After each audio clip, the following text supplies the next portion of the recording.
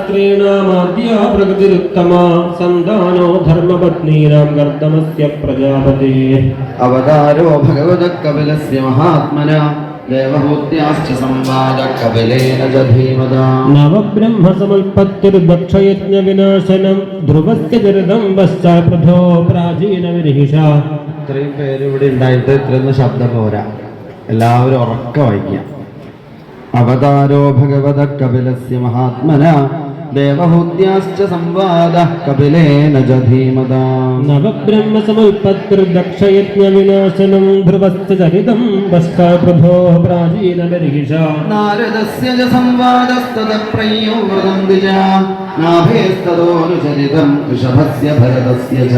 ദീപവർഷസമുദ്രാണാം ഗിരിനദ്യുപവർണ്ണനം ജ്യോതിശ്ചക്രസ്യ സംസ്ഥാനം പാതാളതടകസ്ഥിരീം. ദക്ഷജന്മ പ്രചേദോഭ്യസ്തൽപുത്രീണാം ച സന്തതി യതോ ദേവാസുരനരാസ്തിര്യന്നഗഖഗാദയാ. ത്വാഷ്ട്രസ്യ ജന്മനിധനം പുത്രയോശ്ചാദിദേർദ്വിജാ ദൈത്യേസുരസ്യ ചരിതം പ്രഹ്ലാദസ്യ മഹാത്മനാ. മന്വന്തരാനുഗതനം ഗജേന്ദ്രസ്യ വിമോക്ഷണം മന്വന്തരാവതാരാശ്ച വിഷ്ണോർഹയശിരാദയാ. കൗമം ധാന്വന്തരം മാത്സ്യം വാമനം ദജകൽപദേ ക്ഷീരോദമധനം തദ്വദ് അമൃതാർത്ഥേ ദിവൗകസാം. ദേവാസുരമഹായുദ്ധം രാജവംശാനുകീർത്തനം ഇക്ഷ്വാകുജന്മതദ്വംശാസ്വദ്യുമ്നസ്യ മഹാത്മനാ.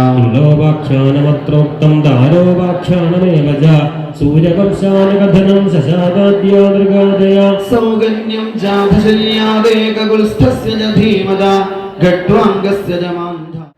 നല്ല ക്ഷമ ഉണ്ടാവണം. ക്ഷമ എന്നുള്ളത് ശക്തിയുള്ളവർക്കും ശക്തി ഇല്ലാത്തവർക്കും ഒക്കെ അലങ്കാരമാണ്. നമ്മൾ മാലയിട്ടത് എന്തിനാണ്? കുറച്ച് ഭംഗി ഉണ്ടാവട്ടെ വിചാരിച്ചിട്ടല്ലേ? അതുപോലെ മനസ്സിന് ഭംഗി വർദ്ധിപ്പിക്കുന്നതാണ് ക്ഷമ. അതുപോലെ വെള്ളം എല്ലാവരെയും ശുദ്ധീകരിക്കുന്നു. ഇതുപോലെ നമ്മുടെ വാക്കുകളും പ്രവൃത്തിയും ഒക്കെ മറ്റുള്ളവരെ ശുദ്ധീകരിപ്പിക്കുന്നതാണ്. നമ്മൾ എന്തെങ്കിലും ഒരു വാക്ക് പറയുമ്പോൾ അത് അവർക്ക് പ്രയോജനം ഉണ്ടാവുമോ നമ്മളൊന്ന് ചിന്തിക്കണം. അത് മാത്രം സംസാരിക്കും. അപ്പൊ നമ്മുടെ പ്രവൃത്തി കൊണ്ട് മറ്റുള്ളവർക്ക് എന്തെങ്കിലും ഗുണം വരുന്നുണ്ടെങ്കിൽ നമ്മൾ ജലത്തെ പോലെ ആയിത്തീർന്നു. അപ്പൊ ജലത്തിൽ നിന്ന് നമ്മൾ പഠിക്കേണ്ടതാണ്. വായുവിനെ പോലെ നിസ്സംഗനായിട്ട് ജീവിക്കുക. വായു സുഗന്ധങ്ങളെയും അതുപോലെ ദുർഗന്ധം ഒക്കെ വായു കൊണ്ടുപോകും. എന്നാൽ വായു ഇതിനോടൊന്നും ബന്ധപ്പെടുന്നില്ല.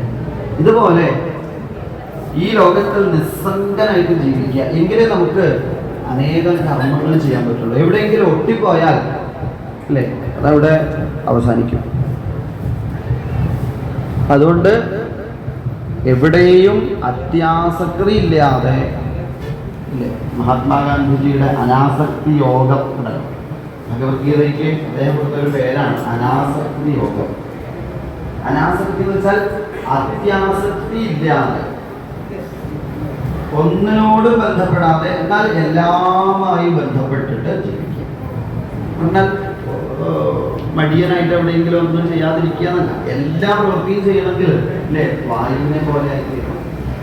ഭഗവാന് സമീരണം എന്നൊരു പേരുണ്ട്, സഹസ്രനാമം. അങ്ങനെ ഓടി നടക്കുക, അതാണ് വായുവിൽ നിന്ന് നമ്മൾ പഠിക്കേണ്ടത്.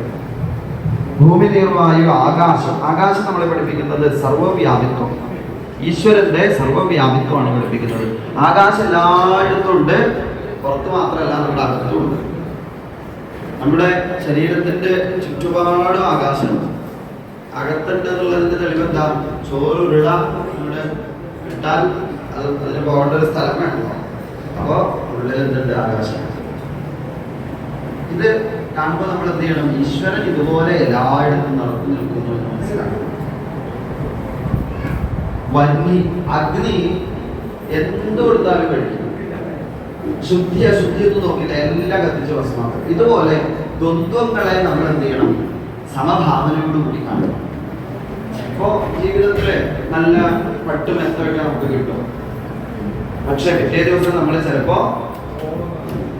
ട്രെയിനിലൊക്കെ പോകുമ്പോ അല്ലേ നിലത്തൊക്കെ കിടന്ന് ഉറങ്ങിയിട്ട് പോയിട്ട്, അത് രണ്ടും നമ്മൾ എന്ത് ചെയ്യണം? സമഭാവനയോട് കൂടിയിട്ട്. ചിലപ്പോൾ എല്ലാവരും നമ്മളെ സ്തുതിക്കും, ചിലപ്പോൾ ചിലർ പരിഹസിക്കും. രണ്ടും എന്ത് ചെയ്യണം? നമ്മളെ ബാധിക്കാത്ത രീതിയിൽ എടുക്കുക. കാരണം സ്തുതികൾ നമ്മൾ കേൾക്കുമ്പോഴും കുഴപ്പമുണ്ട്. നമ്മൾ ചിലപ്പോൾ അതുകൊണ്ട് ചിലപ്പോൾ നമുക്ക് എന്താവും, അഹങ്കാരമൊക്കെ വന്നു.